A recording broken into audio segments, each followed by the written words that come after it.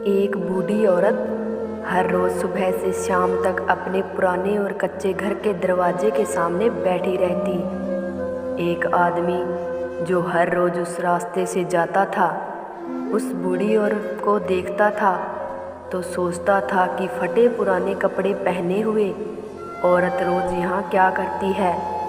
वह उस औरत के पास गया और पूछा, अम्मा कैसी हो?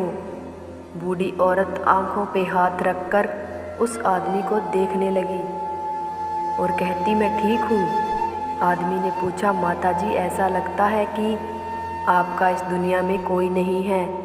बूढ़ी औरत ने कहा, क्यों नहीं, मालिक की कृपा से मेरे बेटे हैं, मालिक उनको हमेशा खुश रखे। आदमी ने कहा, आपके घर को देखकर ऐसा प्रतीत होता है कि आपके बेटे की कोई नौकरी नहीं है।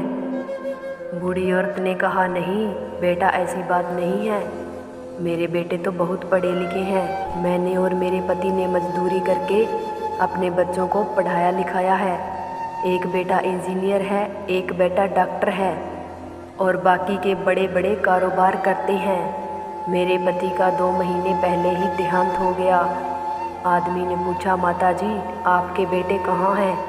बूढ़ी औरत ने कहा, मेरे बेटों को मालिक ने बहुत माल और दौलत दी है। जिस भी बेटे की शादी हो जाती है वह अपनी पत्नी को लेकर दूसरे घर में जाकर रहने लगते हैं, इसलिए कोई इस कच्चे मकान को पक्का नहीं कर पाया और मेरे बेटे यहाँ से सिर्फ 2 किलोमीटर ही आगे रहते हैं।